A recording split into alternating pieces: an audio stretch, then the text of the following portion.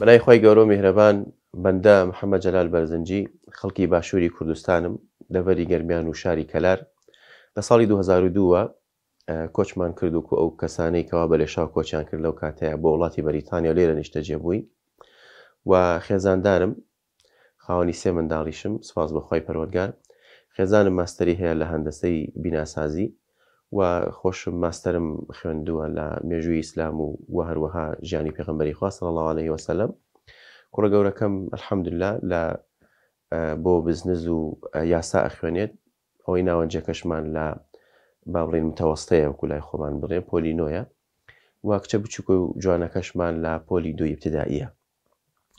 دەمەوێت ئەوە بڵێم کە کاتی ئێمە لە 2002 هاتینە ئەم وڵاتە بەڕاستی وەکو ئێستا نەبوو، زۆر جیاواز بوو.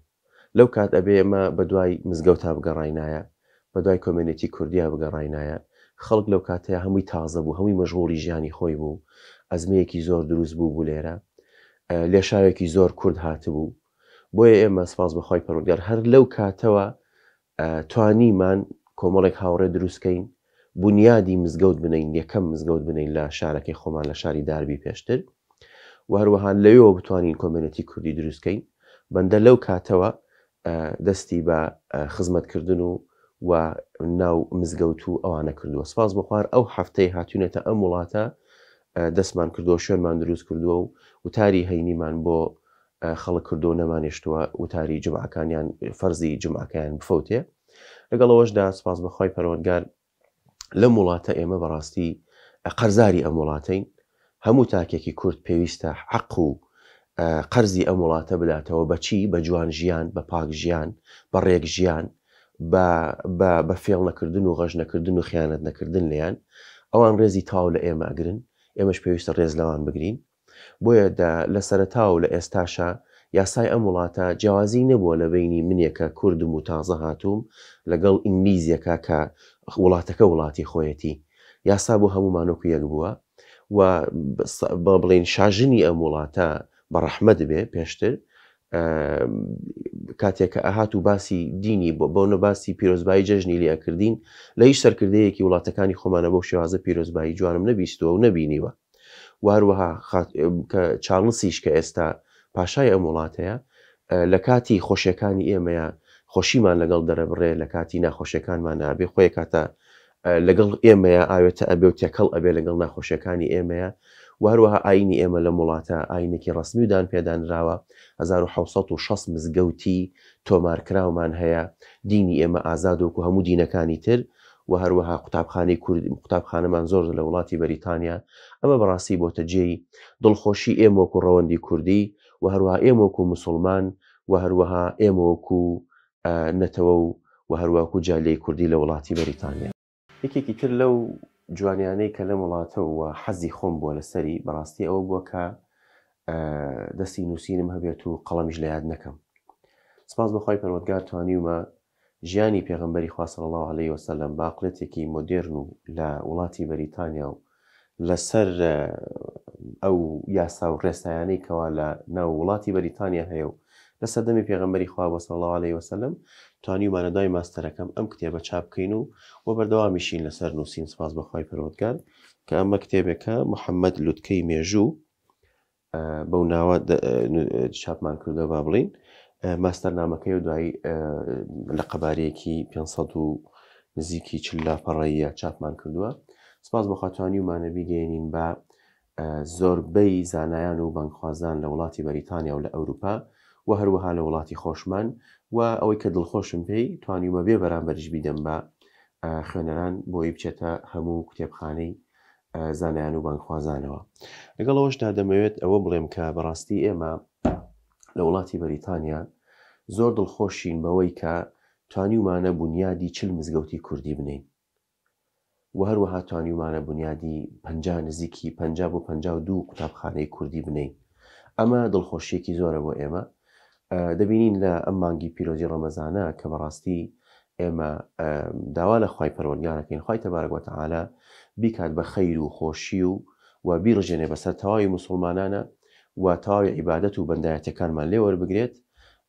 دەمەوێت ئەوە بڵێم کە دوو هەفتەی پشووی ئەم وەرزە کەوتۆتە ناو مانگی پیرۆزی ڕەمەزانەوە کاتێک دەچیتە مزگەوت منداڵ لە ناو مزگەوت تا جمەی دێ خێزانەکان زۆر زۆرن گەنج و پیر و لاوەکان زۆر زۆرن لە ناو مزگەوتە محازەرات و وتار و ئەوانەمان لە زۆربەی مزگەوتەکانی وڵاتی بەریتانیا هەیە و هەروەها وتاری جومعانمان هەیە و هەروەها جاری وا هەیە لەبەرەوەی پێویستە و زەرورە و داوامان لێکەن تەبیعەتێکم هەیە من بەس بتوانم نەخێر بەرامبەر هیچ کەسێک ناکەم بۆ ئەو کاری خەیر و جاری وا هەیە 2 سەعات و نیو 3 سەعات ئەڕۆین لە شارێکی وەکو ئیفسویچ یان لە شارێکی وەکو پیتەبەرۆ یان لیدز یان برادفۆرد ئەچین بۆ محازەرات و ئەچین بۆ وتنەوەی دەرسوانە ڕەمەزانیەکان بۆیە ئەمەش بەڕاستی دڵخۆشین پێی بەوەی کە مزگەوتەکانمان جاری وایە ئەوەندە ڕەوەندی کوردی و جالەی کوردی دێن بەرە ناو مزگەوتەکان مزگەوتمان هەیە بە نمونەوەکو مانچستەر ماشەڵڵا ئەوەندە فولە ئەوەندە پڕ ئەبێت لە دەرەوە چادر هەڵەدەن خەیمە هەڵەدەن بۆ ئەوەی خەڵک زیاتر لە ئەوانەشان نوێژ بکات بۆیە تەراویحی ئێمە و هەروەها نوێژ و ڕوکوع و سوجودی ئێمە بەڕاستی لە وڵاتی بەریتانیا گرنگێکی زۆر زۆری پێدەدەین و دڵخۆشیشین پێی و دیسان سوپاسی ئەم وڵاتاکەین کە ئەمن و ئاسایش و ئەمانی بۆ ڕەخساندوین ئەتوانین بە ئازادانە بەرجەستەی دینی خۆمان بکەین و هەروە ئەتوانین بە ئازادانە عیبادەتی خۆمان بکەین بێ ئەوەی هیچ سانسۆرێکیان هیچ ترس و خەتەریاتێک لەسەر نەژیانی خۆمان و نەمزگەوتەکان و نەمنداڵەکان و نەخێزانەکانمان هەبێت بەڵکو بە جێی دڵخۆشیەکی تر و سوپاسێکی تر بەڵاتی بۆ ئەم وڵاتە ئەوەیە کە منداڵەکانمان و کاتانەی کە ئەکەوێتە بۆنەکانەوە جەژنەیان ئەو کاتانەی کەوا پێویستەکە منداڵ نەچێ بۆ مەکتەب لە ڕێن جالێ ئیسلامیەکانەوە یان جالێ کوردیەوە بەخۆشبەختانە غیابیش منداڵەکانیشمان نادەن لە مەکتەبە دەیکەنە پشوو بەیان و دێنەوە بۆ ماڵەوە و بەیەکۆ هەمومان کۆ دەبینەوە و یادەکانی خۆمان بەرز ڕادەگرین. بسم الله توكلت على الله لا حول ولا قوة إلا بالله.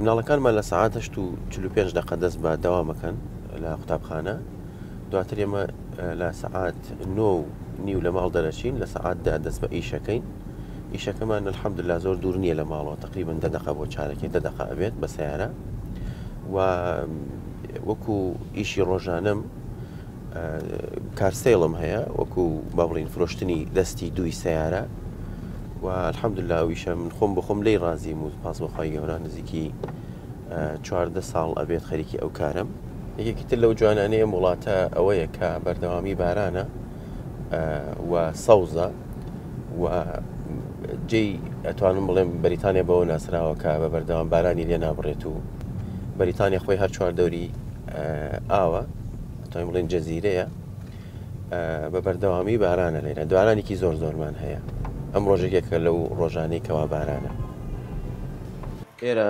ئۆفیسی سەرەکی کارەکەمانە پێشانگای ئۆتۆمبیل کۆزلی ئۆتۆ سنتەر و توانم بڵێم فامیلی بزنسە تا کارێکی خێزانیە لێرە من ڕۆژانە گە سەرقاڵ بم بە کاری ترەوە یان بە کاری ڕخراوەی و خێرخوازیەوە سپاسی خێزان و منداڵەکان مەکەم بەڕاستی کە کەڤەری شوێنەکەمەکەم و دێنە ئێرە ئیشەکە بەڕێوە ئەبن Yes, hello, Kozli Auto Center. Yes, still available. £5,750. That's fine, you're welcome. See you tomorrow, that's fine. ئەمڕۆ ڕۆژی هەینیە بەندە وتاری هەینیم هەیە لە مزگەوتی سەلاح الدین لە شاری بێرمینگەهام تویان بەخوای گەورە بەرەو ئێوە دەچین. السلام عليكم ورحمة الله وبركاته. میوانانی ماڵی خوای پەروەردگار داواکارم لە خوای تەبارەک وتەعالا هەر هەنگاوێک کە ناومانە و هاتوین بۆ مزگەوت خوای تەبارەک وتەعالا بە عیبادەت بۆمان بنووسێت و 1 بە 700 و زیاتر پاداشمان بداتەوە لەسەری. خۆشەویستان دەمەوێت لەم ڕۆژە موبارەکەیە باس لە چەمکێک بکەین باس لە حاڵەتێک بکەین کە لە قورئان و لە ئیسلام و لە مێژووی مرۆڤایەتیە گرنگیەکی زۆر زۆری پێدراوە ئەویش ئەوەیە ئێمە بتوانین پێکەوە ژیان لە بینی خۆمانە دروستکەین خوای تەبارەک وتەعالا داوای لێ کردوین پێغەمبەری خوا صلی الله علیه وسلم داوای لێ کردوین ئێمە زەرورە پێکەوە ژیان کە گرنگیەکی زۆری لە ئاینی ئێمە هەیە بیکەین بە کردار لە ژیانی ڕۆژانەی خۆمانە سەیرەکەی نەگەر سیرکەین سەیری هاتنی پێغەمبەری خوا بکەین صلی الله عليه وسلم. خوای تبارک و تعالی فەرمێەوە ما ئەرسەلناکە ئیلا ڕەحمەتەن للعالەمین، واتە هاتنی پێغەمبەری خوا ڕەحمەتێکە بۆ هەموو عالەم. یعنی ڕەحمەتە بۆ منێکی مسلمان، ڕەحمەتە بۆ کەسێکی مەسیحی، ڕەحمەتە بۆ کەسێکی جوولەکە، ڕەحمەتێکە بۆ کەسێکی بوذی، ڕەحمەتێکە بۆ کەسێکی خوانەناز، ڕەحمەتێکە بۆ کەسی یعنی هەر کەسێک هەر دین و هەر قەوم و هەر شتێکی لە دنیا هەیە ڕەحمەتە بۆ هەمومان. ئێمەی مسلمان نابێت دینەکەمان بچووکەینەوە، نابێت دینەکەمان قەتیسکەین بڵێن ئەو پێغەمبەرەی کە هاتووە تەنها ڕەحمەتە بۆ ئێمە لەناو مزگەوتەکەمانە. دینی ئێمە لەناو بازاڕە، دینی ئێمە لە معاملاتە، دینی ئێمە لە هەڵسوکەوتە. پێغەمبەری خوا صلی الله عليه وسلم کاتێکە لەناو مەدینەیە دەوڵەتی دروست کرد، یەکەم کارێک کە لەناو دەوڵەتەکەیە دروستی کرد پێکەوە ژیان بوو. ئەو دەستورەی ئەو یاسایی کە داینا بۆ دەوڵەتەکەی 52 بەندی تیا بوو. حەزەکەم دیراسی بکەن و متابعی بکەن. ئەم 52 52 دەستور واتە 52 خاڵنامەی دەستوری پێغەمبەری خوامان هەیە صلی الله عليه وسلم. لەم 52 27یان باسی مافی کەمەنەتەوەکان و بێدینەکان و ناموسڵمانەکان و مەسیحەکان و جوولەکەکان بوو لەناو مەدینەیە. 25یشی باسی مافی مسلمانەکان بوو. کەوابوو پێغەمبەری خوا صلی الله عليه وسلم لە دەستوری دەوڵەتە نوێەکەی خۆیان حەقی خەڵکی غەیری مسلمانی پاراست، مافی ئەوانی جێبەجێ کرد و لەگەڵ ئەوەشدا ئێمە توانیمان سپاس بەخوای پەروەردگار هەتا ئێستا سوودی لێ ببینین و تا ئێستا و لە داهاتووشدا هەر دەمینێتەوە. بۆیە زۆر زەرورە ئینسانی مسلمان گرنگی زیاتر بدە بە پێکەوە ژیان، گرنگی زیاتر بدە بە کردارکردنی دین لەناو کۆمەڵگا، گرنگی زیاتر بدە بە کردارکردنی دین و هەڵس و کەوت لەگەڵ دراوسەکەی.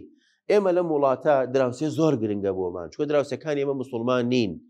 هەرچەند تۆ جوان تەعامل بکەی، هەرچەند ڕێزی لێ بگری، هەرچەند تەعاملی باشی لەگەڵا بکەی، ئەبیتە چرایەک بۆ ئەوەی ئەو لە داهاتووە بتوانێت یان لە ئێستاە بتوانێت زیاتر بەرەو ئیسلام بێت، زیاتر بەرەو دین بێت، بۆی کە هەمومان بەیەکەوە بتوانین پێکەوە ژیانێکی جوان دروست بکەین.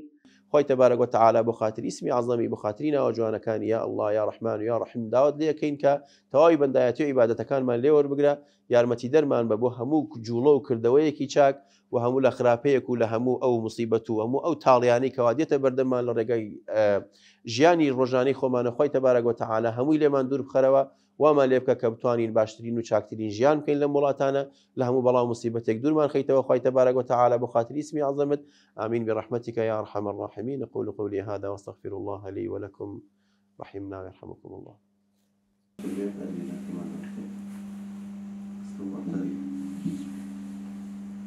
الله أكبر. لەپاڵ کارەکانی خۆمان کە ژیانی ڕۆژانەمانە کاتێکی زۆر باشمان داوە بە کاری خزمەتکردنی ڕەوەندی کوردی لە وڵاتی بەریتانیا، ئەویش لە ڕێگەی کۆمەڵی کوردی بەریتانیاوە.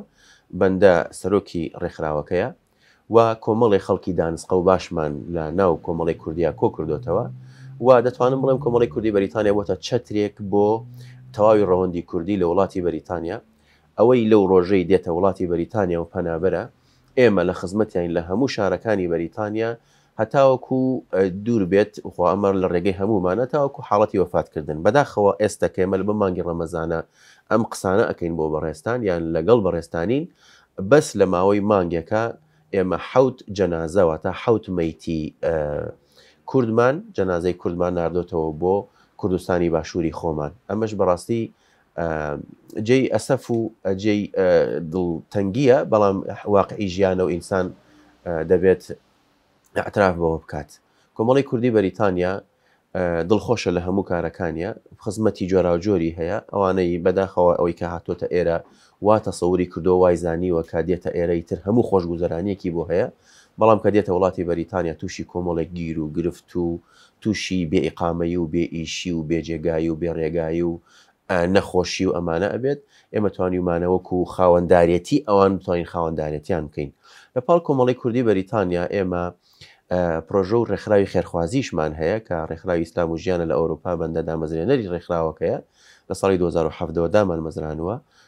سپاس بەخوا بۆتە جێی دڵخۆشی و جێی ئاوەدانکردنەوە و پڕکردنەوەی سفرە و خوانی هەژاران و لەدارانی کوردستانی باشوور و هەروە ڕۆژهەڵاتیش و لەم مانگی ڕەمەزانەشە ئێمە بەردەوامین و لە ماوەکانی پێشویشە بەردەوامین و جێی دەستمان دیار بووە. لە پاڵ ئەوەشدا ڕێکخراوێکی ترمان هەیە بۆ مزگەوتەکان.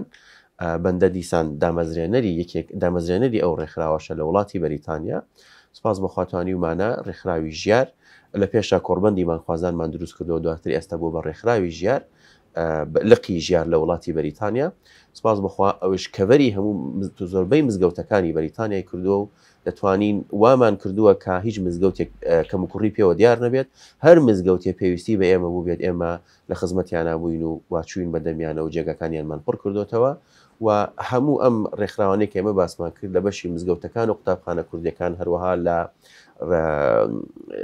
یارمەتی و دەستگرۆی لێ قەوماوان و هەژارە و نەدارانی خۆمان و هەروەکو کۆمەڵی کوردیش بۆ تەواوی پەنابەرانی بەریتانیا لە هەموو چین و توێژە جیاوازەکان بەردەوام بووین و لە خزمەتیانە بووین و خزمەتەکانیشمان جێی شانازی و هەروەها جێی ڕێزی خەڵکە و خەڵکیش بەجددی خەڵکی خۆمان و ڕەوەندی کوردی خۆمان شایەتی بۆ داوین و شایەتیشمان بۆ دەدەن و ئێمەش بەردەوامین. لە ڕاستیدا ئێمە وەکو خۆمان چاوەڕێی پاداژنین لە کەس، ئەرکی سەرشانی خۆمانە خزمەتی ڕەوەندی کوردی خۆمان بکەین و بەردەوامیش دەبین و ئەم کارش کە دەیکەین دوای ڕەزامەندی خوای پەروەردگار جێگەی شانازی و ڕەزامەندی تەواوی ڕەوەندی کوردیە لە وڵاتی بەریتانیا. جا بەڕێزان لە ئێوارێکی ساردی ڕەمەزاندا قسەی خۆمان بێت ئەگەر لەبەر بەرنامەکە نەبووایە من وای قەمسەڵەکەم لەبەر بکردای چکە بەڕاستی زۆر ساردە، سارد بێ و برسیشت بێتی بزانین قسە چۆن بۆ بێت. دەمەوێت لە کۆتاییەوە بڵێم بەڕاستی ئێمە لە مانگی ڕەمەزانی پیرۆزە زۆر زەرورە ئاگامان لە خۆمان بێت، ئاگامان لە عیبادەتەکانمان بێت، ئاگامان بێت لەو وشانەی کە لە دەممان دەرەچێت، لەو حرەکاتانەی کە لە ژیانی ڕۆژانەمانە دەکەین و ئاگامان لە تەواوی جەستەی خۆمان بێت، ئاگامان لە ماڵ و مناڵمان بێت، ئاگامان لە چواردەورمان بێت و ئاگامان لە ئەو ئەعسابە بێت کە لە ڕەمەزانە و لە کاتی تووڕەبوونە و لە کاتی برسێتیا بۆ دروستە بێ بۆی ئەو چواردەورەی ئێمە کە موسڵمان نین لە دەستی ئێمە نائەمین نەبن، بێزار نەبن، بێتاقەت نەبن. کۆتا پەیامیشم بۆ بەڕێزانی خۆشەویستانی خۆمان کە لە کوردستانن بێنە پێشچاو خۆت ئێستا لەم وەزعی منە بڕۆمە بۆ ماڵەوە، دایک نەبێ، باوک نەبێ، خوشک نەبێ، برا نەبێ، گەنجێکە تازات بێتە ئەم وڵاتە، گوزەرانی چۆن بێ زۆر ناخۆش ئەبێ بەڕاستی.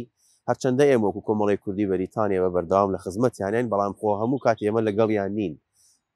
گەنجی بەڕێز خۆشەویستم لە وڵاتی خۆمان لە کوردستان هەتا ئەتوانی وڵاتی خۆت جێمەیەڵە، هەتا ئەتوانی پابند بە لە وڵاتەکەی خۆتە، ئەگەر ژیانت ئەڕوا وڵاتەکە جێمەیەڵە، بەردەوام بە وڵاتی خۆتت خۆش بوێ. دەزانی کە دێیتە ئەم وڵاتە ڕوبەڕووی کۆمەڵێک کێشە و گرفت دەبیتەوە، ناتوانی لێیان دەرچیت، جەربای تووشی کێشە ئەبی، تووشی مصیبەت ئەبی. ئەزانی ئێمە کۆمەڵی خەڵکمان هەیە ئێستا لە شوێنی بە زمانە سادەکەی بیڵێن کۆمەڵی خەڵکمانە لە شێتخانەیە، کۆمەڵی خەڵکمان هەیە بە هۆی چەقۆیان لێدانیا شەڕەوە لە خەستەخانەکانە، خەڵکێکی زیادمان هەیە ئەتوانم بڵم بەس لەم سژنەی بێرمیگام کە خۆم چووم سەردانم کردوون و یارمەتیمان بۆ بردوون زیاتر لە 70 کەس بەس لەناو سژنی بێرمیگامە هەیە، لە وڵڤرهامپتنە هەیە، لە زۆربەی شارەکانە هەیە، بەداخەوە هەمووی کوردن و هاتنۆتە ئێرە. ئەو ئازادیەی کە لێرە هەیە وایان زانیوە ئەمە هەموو شتێکە بۆ ئەو، بەڵام کە بەداخەوە لە حاڵەتێکی بچووکە توش بووی، مەسەلێک هەیە دەڵێ هەرەوە نەحەساوە توش بووی، ئیتر کە توش بووی بە ئاسان دەرچوونت نییە. بۆیە داوا ئەکەم لە بەڕێزان و خۆشەویستانمان لە هەر کوێیەکی دنیا گوێ لە ئێمە ئەگرن، تکایە ئاگاتان لە خۆتان بێت، ئاگاتان لە ئاینەکەتان بێت، ئاگاتان لە خوڕە و شتۆخلاقی کوردەواریتان بێ، چونکە بەڕاستی ئینسان ئەگەر شناسە کوردی و شناسە ئاینەکەی فەوتا بەجددی لە ژیانیشە ئەفەوتێ. دینی ئێمە هەمیشە پاڵپشت و هەمیشە پشتیوان ئەوەیە کە کەسی باش و چاک بەرهەم بێت لە دنیاە. بۆیە هەر کاتی هاتیتە ئەم وڵاتانە ڕجات لێ ئەەکەم کە مادام لێرەی هەوڵ دە کەسێکی بەرهەم هێن بە، هەوڵ بە کەسێ بە کە بنیادی خۆت بنەی، هەوڵ دە کەسێ بە کە دایک و باوک و کەسوکارت لە وڵاتی خۆمان شانازیت پێوە بکەن، هەوڵ دە لەم وڵاتەش بەڕاستی بتانی پێکەوە ژیان دروست بکەی لەگەڵ ئەو چواردەورەی کە خۆت هەتا و بتوانیت عاقبەتێکی باش بۆ خۆت دروستکەی لەسەر پێی خۆتا بوەستیت، خێزان دروستکەی و هەروەها هەمومان بەیەکەوە بتوانین ڕەوەندێکی کوردی جوان دروستکەین لە وڵاتی بەریتانیا.